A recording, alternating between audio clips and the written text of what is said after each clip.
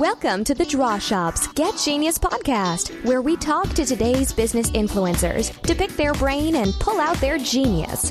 It's time to get genius. Hello, listeners.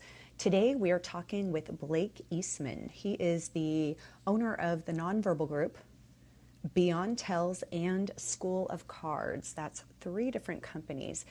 Today we're focusing on nonverbal communication. And a lot of you might be thinking, is that just body language? Well, according to Blake, no, it's not just body language. So many of us have been taught what body language is and how you're supposed to use it in a very kind of rehearsed way. And Blake is here to say that that's not natural, that's not authentic, and it's actually dangerous for you. So we talk all about nonverbal communication and how it's going to help your overall communication in just about every area of your life, including business, public speaking, even dating. So I'm excited for you to hear Blake's story. He's had a lifelong passion actually for nonverbal communication, and it's what led him to begin formal research in graduate school. He's also had success as a professional poker player, which actually placed him in the financial position to fund his own research on this nonverbal communication. He talks about this in the interview, so I'm just going to give a brief overview. But he wanted to throw out all of that academic red tape and grant approvals and everything aside so that he could learn about this growing topic on his own. And he first saw, what the nature of the dating scene was like. Then he started to tape first dates, set up blind dates, conducted interviews, and just started to really observe what happens at bars. Like, what's the activity look like?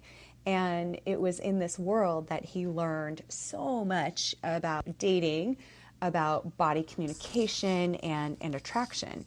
And obviously, like, coming out of that, it became so clear to him. Poor daters had poor body language. They didn't understand how to be themselves. And they were projecting the wrong image and not one that was really authentically themselves. And this is when, in about 2009, he founded the Nonverbal Group. And this was to help people get a better understanding of communicating without words and with their body. And this has spilled over into the way that he runs his businesses and so many different causes for his clients. I think it started with speakers, and then it went into coaching executives, which really led to them needing to figure out how to do relationships better and dating better. So it's pretty intriguing. A lot of myths, I think, will get debunked for you in this interview, and there's some advice not worth taking that he tells us about, and some advice that may be worth taking depending on who you are as an individual.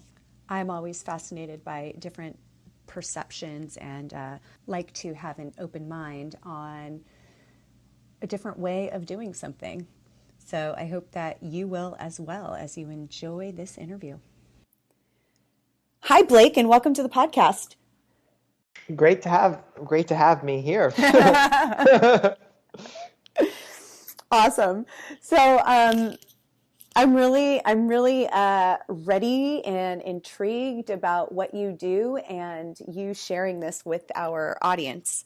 And I say a little bit about it in the intro, but can we talk about where you were before you started the Nonverbal Group? Because we're going to be talking a lot about nonverbal communication, and I'm so curious as to how this became something that you were fascinated by and wanted to really research.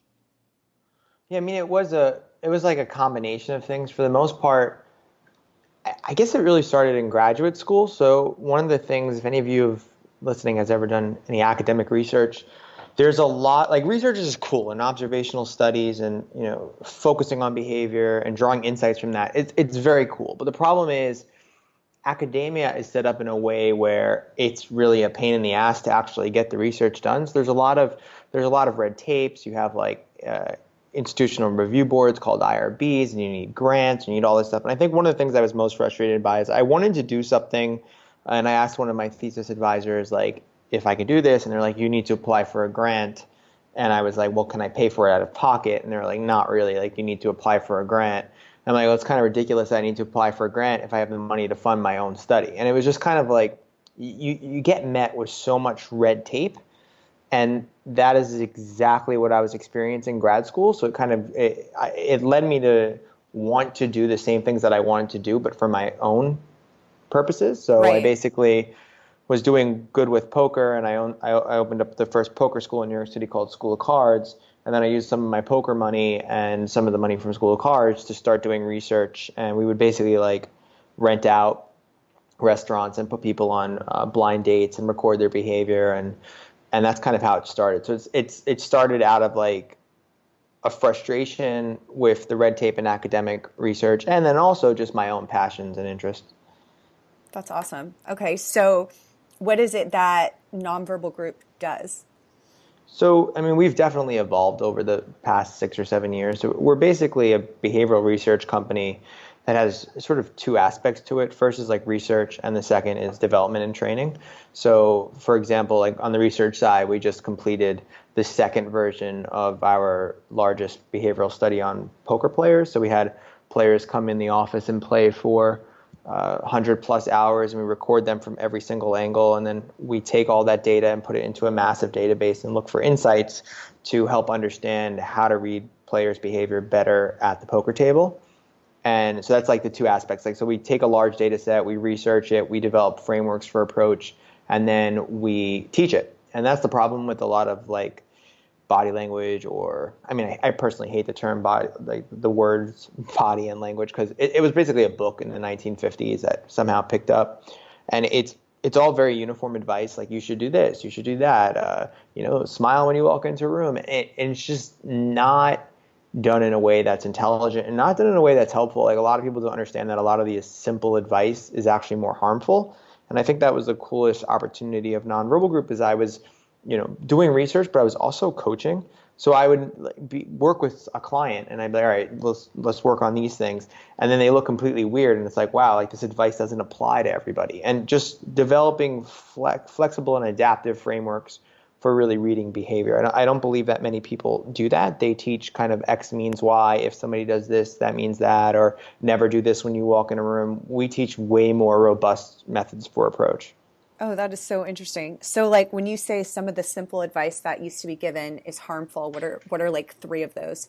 Like just telling someone to smile more, right? So telling someone to smile more, or telling someone to smile when they first walk into a room. Like, the problem is smiles, the morphology or the way it kind of forms on the face, there's so many different variations of a smile. And if you tell someone who's slightly anxious to smile, they don't look genuine. They look like someone who's anxious smiling. And then the other, we're not saying like, oh, the timing of that person's smile's off. We're just saying weird. Like, there's something weird about that person. Yeah. And I've seen so much advice, make eye contact, and they make 100% eye contact or something like that. So it's really not good. It's really not good to do that kind of dynamic.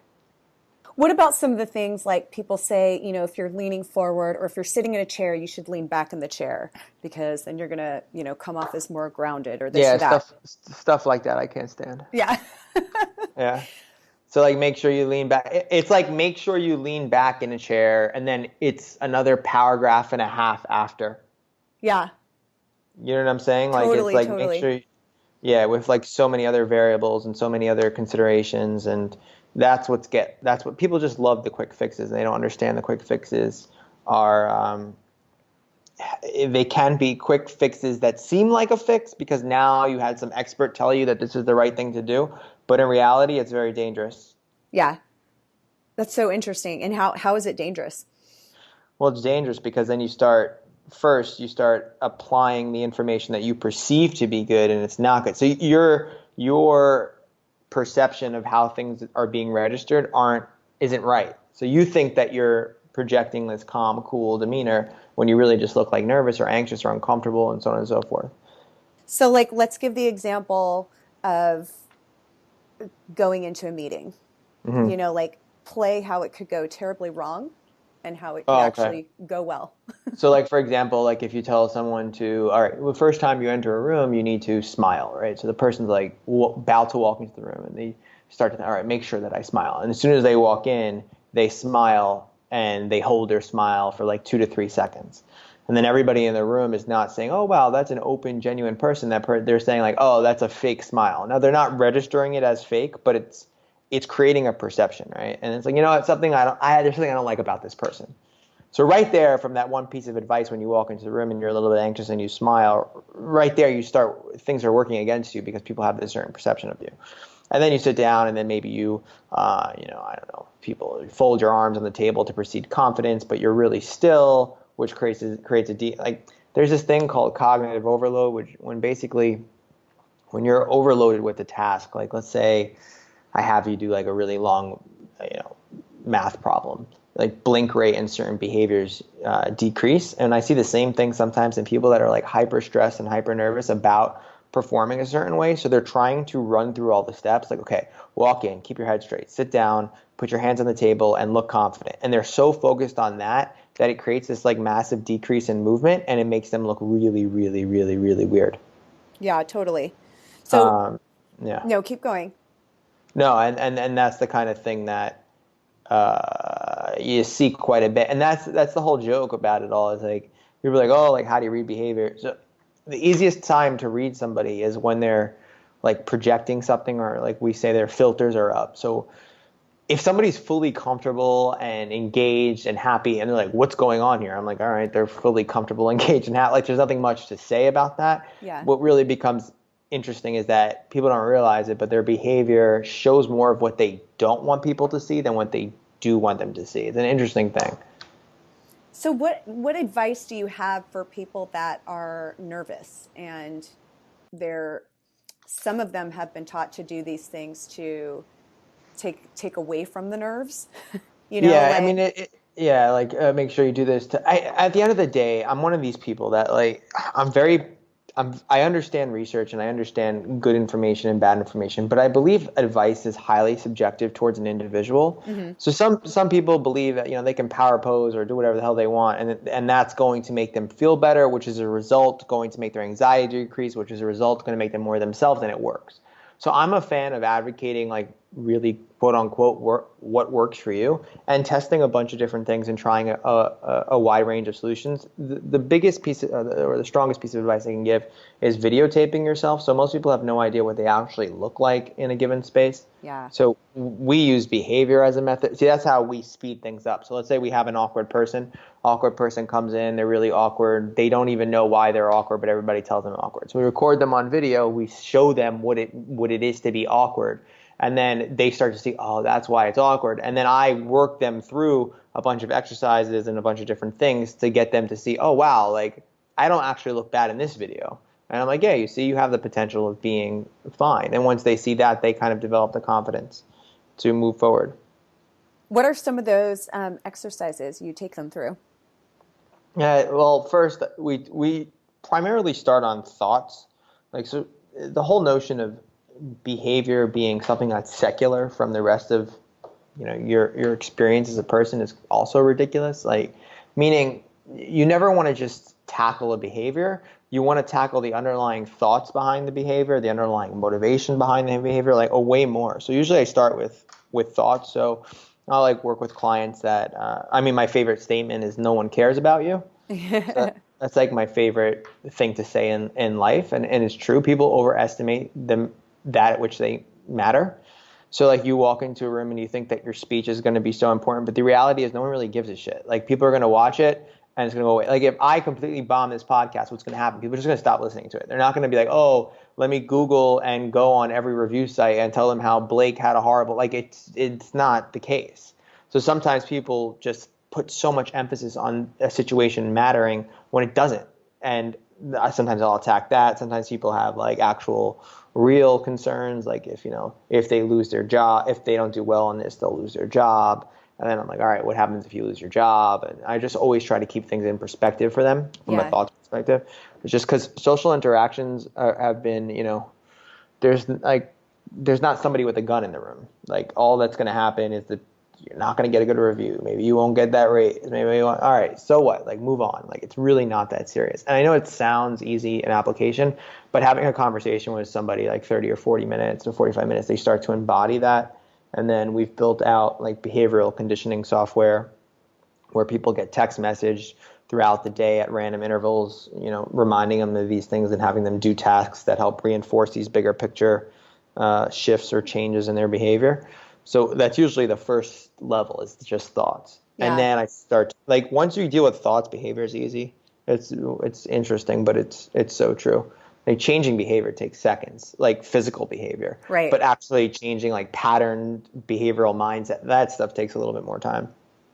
So, and there's the one saying that it begins with thought, and then there's some that have the, just start faking it, just start smiling, and then the feeling will follow. Yeah, the problem is if it doesn't, it's attacking them all at once. Like, yeah, that's the whole thing. Okay, you could, for example, like go to a conference or something like that, and you'll get one of these people that'll make you stand up and like, all right, everybody get up and let's jump up and down and let's sing and let's move our body and let's bring movement into our space and so on and so forth.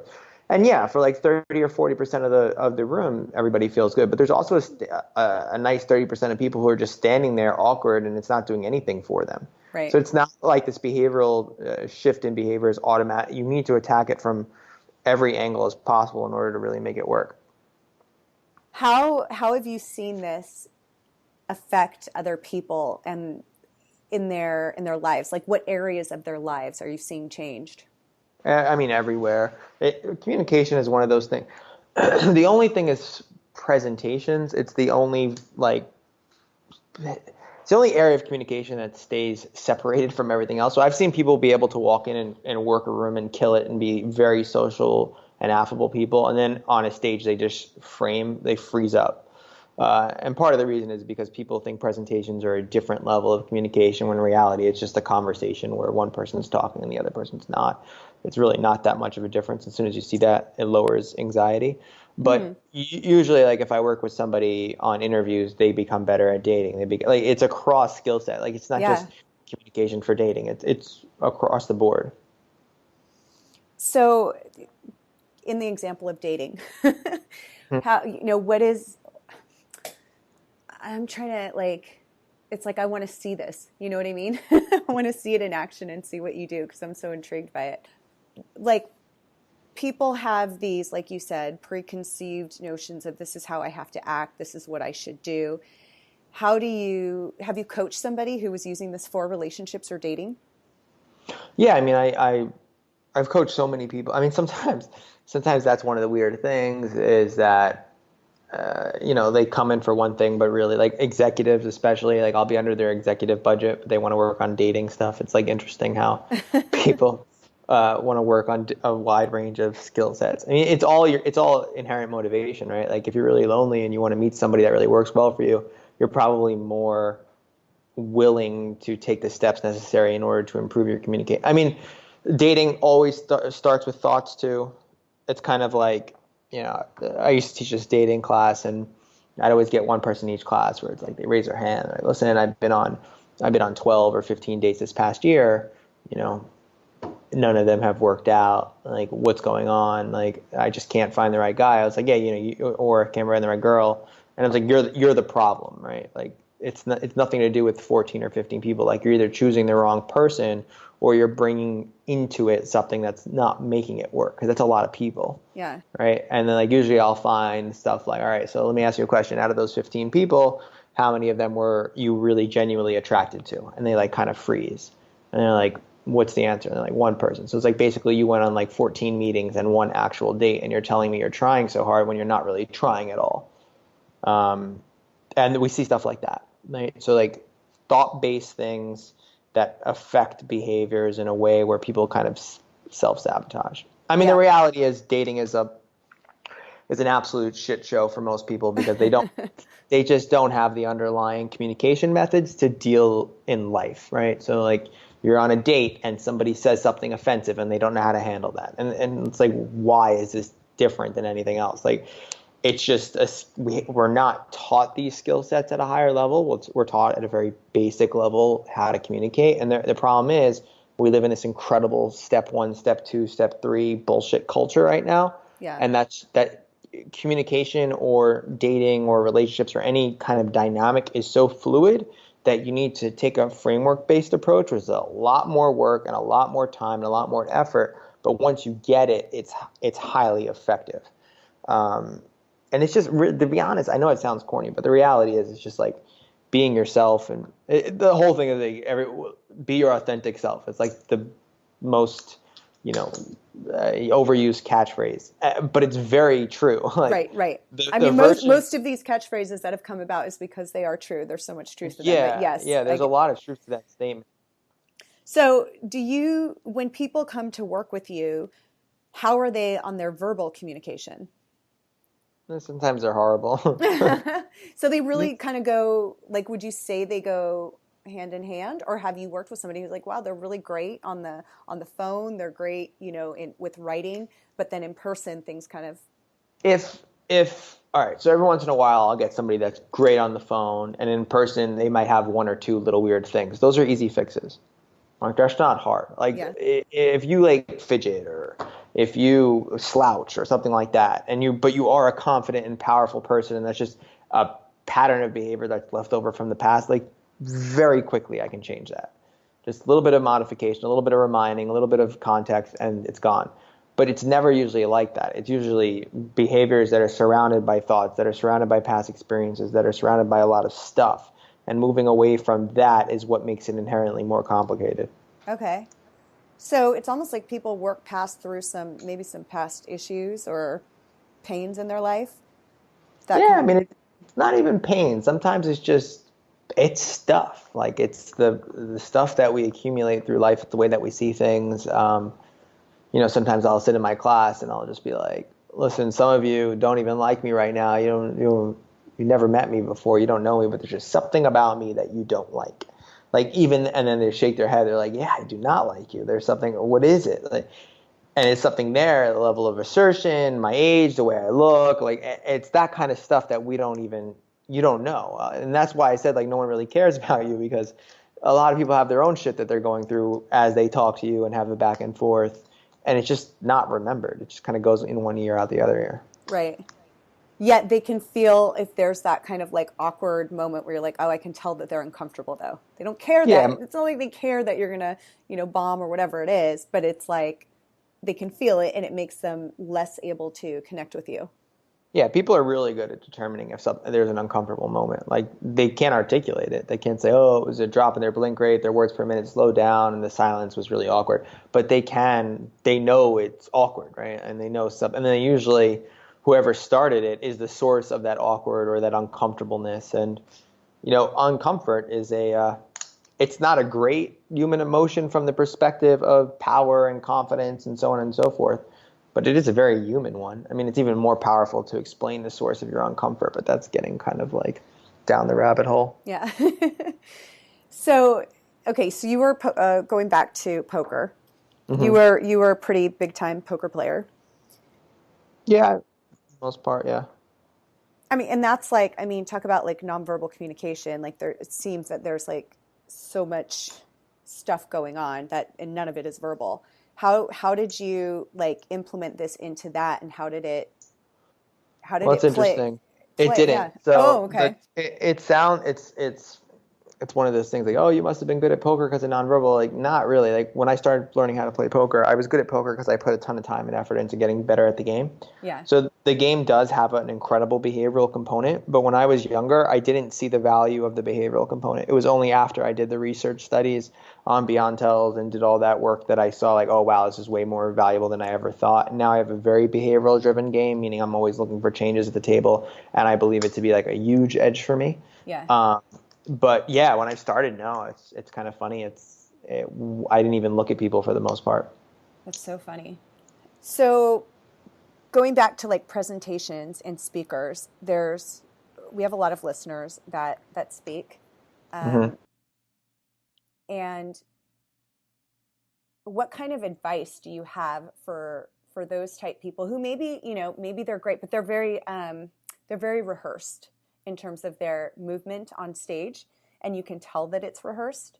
How would you get somebody like that out of that? Like, do you believe that they would actually do a better job if their body movement wasn't so rehearsed?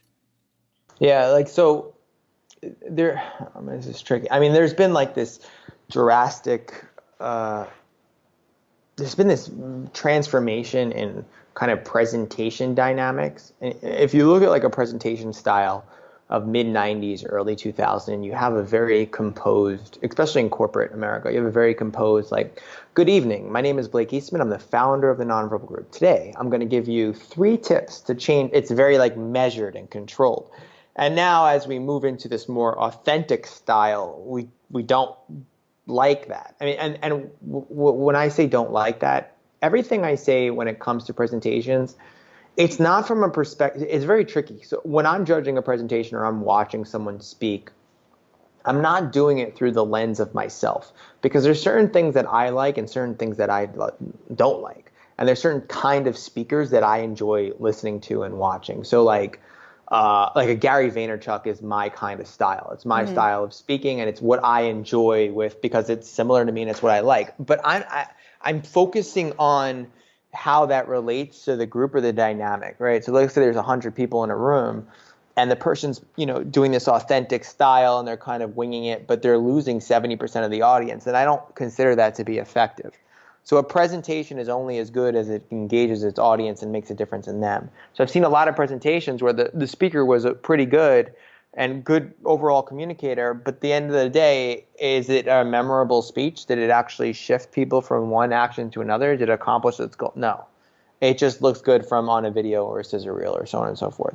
Right. So what I have been noticing is that for the most part, if you do want one of those speeches, the rehearsal stuff doesn't really work. And I can't stand that. I can't, like, personally, I have a big issue with the presentations that, speakers will do. And they do the same presentation like 185 times all across the world about whatever their book is. And it's not that I see the merit of that for them. I get that. But every group, every time you speak in front of a group of people, those people have specific issues. Those people have specific challenges. And if you could alter the speech to really speak to them and not at them, you create a way more powerful bond.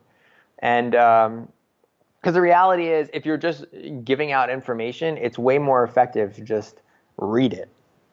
Right? Like, if you're just going to say, here are the top 10 techniques, like, why do you need that in this format unless you're utilizing all the different technologies like, video or something like that? So I definitely am on the more authentic side when it comes to giving speeches.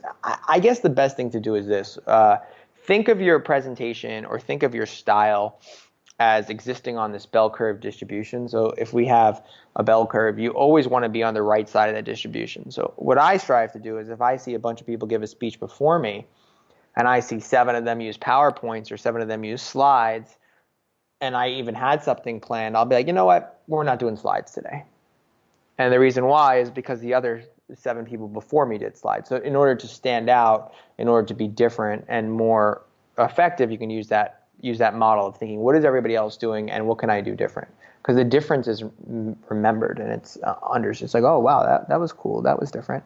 And then also just a lot of people would deal so much better or deliver so much better presentations that instead of having a speech planned or rehearsed or whatever, they just had 10 talking points.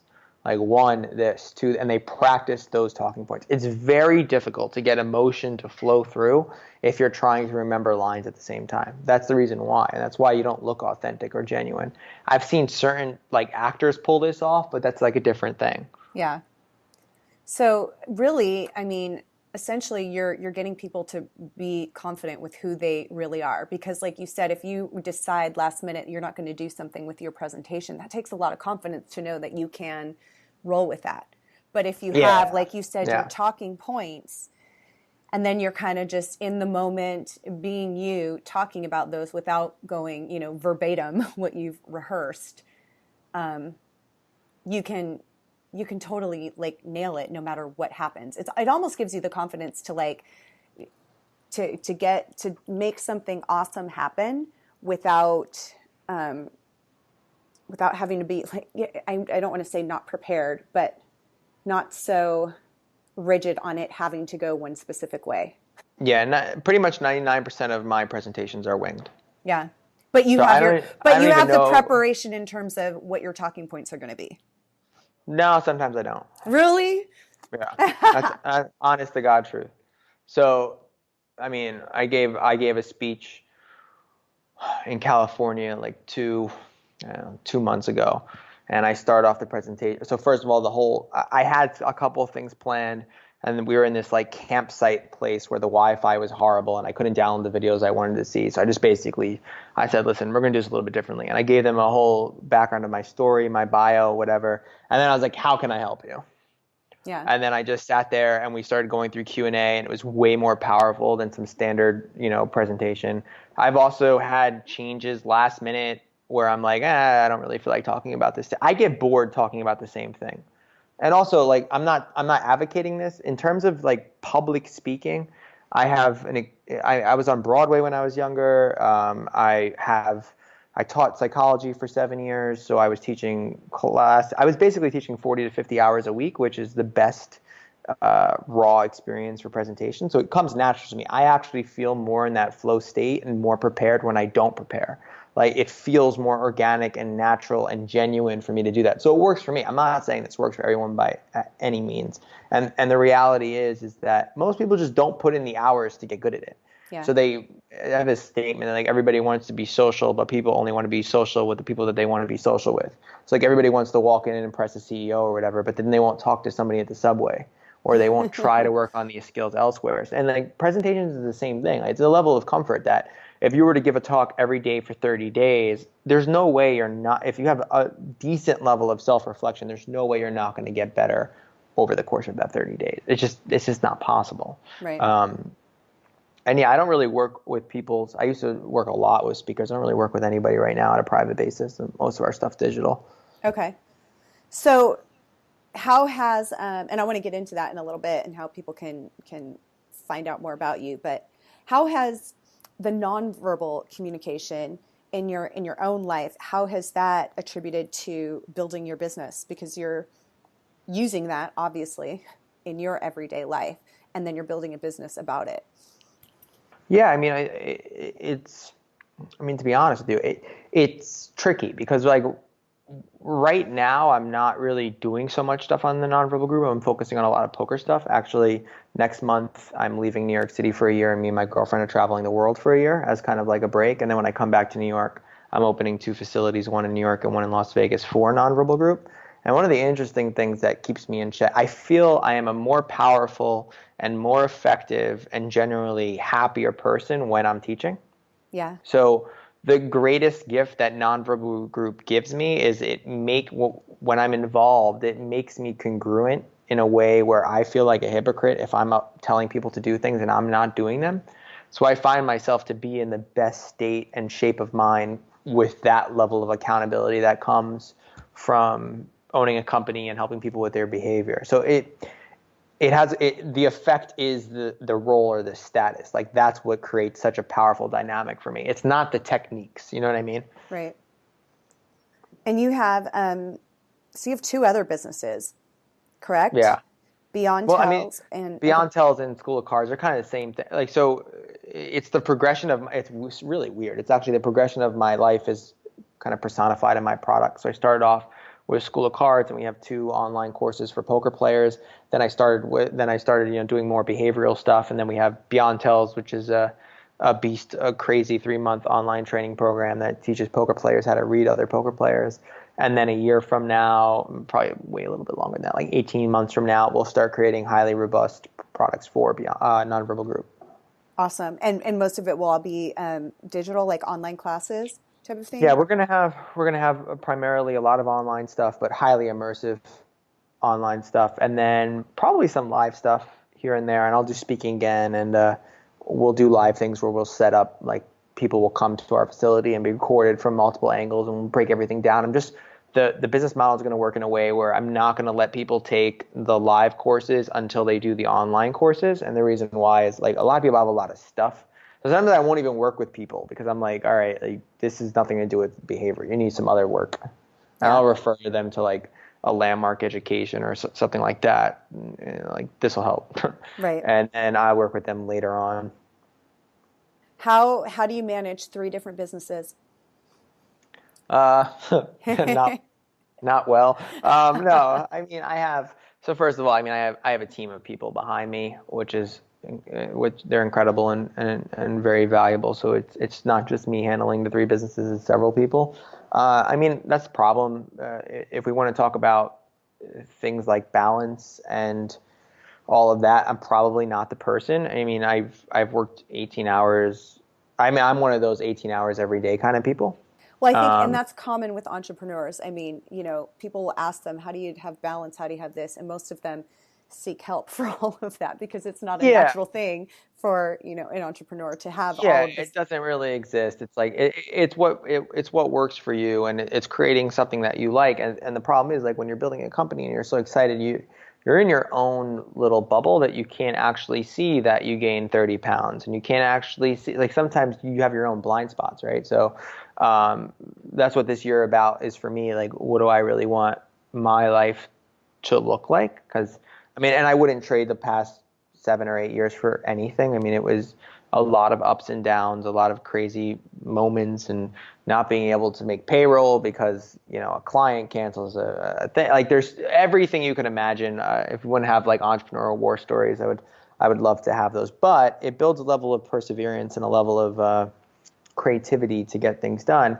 But I don't know if I'd be wanting to do that for the rest of my life. Like when I was 24, 25 years old, like the prospects of like, all right, I need to make $50,000 this week or I'm screwed. Like that used to make me really excited. And I used to like kind of thrive off of that.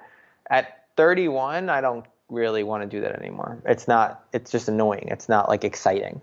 So it's just a new area of growth. And I think the number one thing I wish I would have put in, like if I were to give myself advice, I wish I would have had some sort of daily self-reflection. I think that's the number one thing that I was missing. And, I was making the same mistakes over and over and over again because I didn't document or didn't really reflect in a way that was like actionable. And I think that would be the one thing I would tell myself. Like, what did you set out to do today? What didn't you do? What's going on? And the other thing I'm doing is like making videos to myself on a daily basis because I think it's really cool to have an entrepreneurial journey of yourself. Like 10 years from now, I could watch like, oh, look at you. You didn't know anything when you were 30. That's the whole joke. Every year I tell myself I didn't know anything the year prior. Yeah, it's so true. Well, that's how it is. Yeah. So these are things that you practice each day now, self-reflection, videos to yourself, that type of thing? Yeah, I'm trying to add a little bit more. I mean, not every day. I'm not an everyday kind of person unless I'm like highly accountable. But I'm starting to make my own videos to myself and just coming up with I'm trying to critically think about how could I improve the next day. And it leads to exponential improvement in certain areas. So I'm excited about that. And it's been working. I could do it better, of course. I really believe that there's a lot of, it's very easy to say like, all right, every day when you wake up in the morning, like write something down and blah, blah. It is very difficult for myself, at least, to make sure that I do those kind of things unless I'm accountable. If I'm held accountable, it's easy. But if I'm not, if I'm left to my own vices, I just don't do it. So I'm trying to work on it. Yeah. No, that's so true. I'm huge on accountability. Yeah, it works. It does. It really does. So for those people who want to communicate better, if they're going to walk away with like 3 things from listening to this podcast, what are three things you could give them? All right. So the first thing is that you need to understand that when you're communicating and when you're trying to improve your communication or any area of your life, you have to make a commitment or you have to tell yourself that you're in training right now. So you're not supposed to get it right. You're supposed to be making mistakes and you're supposed to be learning from those mistakes. And in life, a lot of people get that in their business and they get that, but they don't get it when it comes to communication. It's like every communication needs to go. It doesn't need to go well. You just need to learn from it and improve. The second thing is you need to push your comfort zone. Most people listening to this right now, you have some sort of comfort zone when it comes to communication. And that's kind of like, where do you feel that little bit of anxiety? Is it at a startup or founders dinner, you get a little anxious before giving your little spiel? Or is it when you walk into a room full of investors? Or is it when you talk to certain people at work? Like, wherever you feel that little anxiousness or anxiety, you have to push it. And you have to, in 5 to 10 days, make sure you do that same stimulus over and over and over and over again. And then the third thing is, be very careful with where you get your advice from. I think that there's a lot of, like, I've seen people where it's like, oh, like, you need to do this and you need to do that, and everybody has their opinions. It's like my good friend Clay Aber, who's actually in the office right now, was just telling me, he posted this thing on Facebook where I he's know like, Clay. Tell Clay you know hello Clay? to me. Yes, tell him hi for Clay, me. are you here? I'm on a thing with Summer Felix. Do you know Summer? Oh, cool. He says, oh, cool. So Clay, anyway, said, he was like, stop asking Facebook for design advice, right? So, like, people post something online, and they're like, what do you think about this? And people are like, oh, I don't like these colors, and I don't like this. And it's just advice that's just a bunch of opinions, but it's not from the perspective of conversion. It's not from the perspective of what is it trying to accomplish. And then Clay was like, you wouldn't go online and post your MRI results and say, like, what does Facebook think of this? Do you think I have cancer? And it's kind of true, right? Like, we ask the wrong people for advice, and then we take that feedback so seriously. So I put up a giant wall in terms of how I distill or have. I mean, I've had like internet marketing people tell me, like, they come in and they're like, you need to move this button here, and I'm like, okay, why? And they're like, well, you just need to. It's just standard to have this button above the field. Like, they don't ask me, like, what are my goals? What am I trying to accomplish? It's just like advice, advice, advice, advice, and it's often very bad because it's not focused on you. And when it comes to communication, if you're getting blanket advice, I'm not saying that it's wrong. It could be correct, but it might not be right for you and where you're at in your life and what you're going through and what you're experiencing and so on and so forth. So, and the only way to really know is to videotape yourself. That's my fourth piece. And I think that's so great. It's so uncomfortable, but there, you hit one of them right there. Get uncomfortable. Really watch yourself, because you don't know. And I'm sure so many of your clients or people that you've worked with watch themselves and they're like, I do that. Exactly. I do that. Mm-hmm. Or they look at things that don't matter. I remember this one woman, she was given a presentation, a very large presentation, and I'm looking at her and I record her behavior, and she's got a lot of stuff. And we sit down, I'm like, all right, we got a long day ahead of us. And I'm like, what do you think about this video? I show her 5 minutes of the video. And the two things she says to me is, number one, I need to lose weight. Number two, I need to get a nose job. Oh, geez. And I was like, it's really interesting. Like, and then I had to kind of rip her apart a little bit. And it's like, all right, so your lens for, like, your presentation style, like, I don't mean to be rude or offensive, but this is not going to work. This is not going to accomplish the goals that you need to accomplish. Like, your nose is fine. There's nothing wrong with your nose. And yeah, if you want to lose 20 pounds, go ahead and lose 20 pounds, but nobody notices that. You know what I mean? Like, right. People aren't like, this fat person on stage. Like, that's not what's going on in people's heads. Right. Yeah, and I don't think people do enough of that. Great stuff. I love it. We have some really great takeaways here. Where can people find out more about you and your businesses? I guess, nonverbalgroup.com doesn't really explain what we do anymore. It's kind of like my website like 6 years ago when I started it. But nonverbalgroup.com, beyondtells.com, and schoolofcards.com is kind of my place. Awesome. Well, we will have links to all of those in our show notes and on our blog post. This was really interesting, Blake. Cool. This is really cool. Glad. I love it. We kind of cool stuff. Went through a bunch of myths and turned them around. So that's really cool. Yeah, no, it's and I'm going to be next year. I'm going to be aggressively kind of attacking this when it comes to communication. I've seen it do so much harm, and I've seen people not get the results they want to get because they're doing these kind of things. So I really want to make sure people It sucks though, because people do still look for tips, right? Like, that's what everybody wants. It's like, what's the one thing I can do? But then it's like, the one thing might really create 5 other things that are an issue, Yeah, exactly. And that's kind of the way the world is now. Everybody's got an opinion or advice, quote unquote, that's either going to be legit for this person, not for that person. Right. And I think it's just so great to to at least open your mind to different perceptions, because that could be the thing that you're like, oh my gosh, all these years I've been following this and it never felt right, and now I'm going to practice this and it's right. So, well, thank you. Awesome. But yeah, let me know if you need anything else, and I enjoyed it. Yeah, thank you so much. Thank you for listening to today's Get Genius. You can learn more about The Draw Shop at www.thedrawshop.com, on Facebook, LinkedIn, and Twitter. Your home for kick-butt custom whiteboard marketing videos.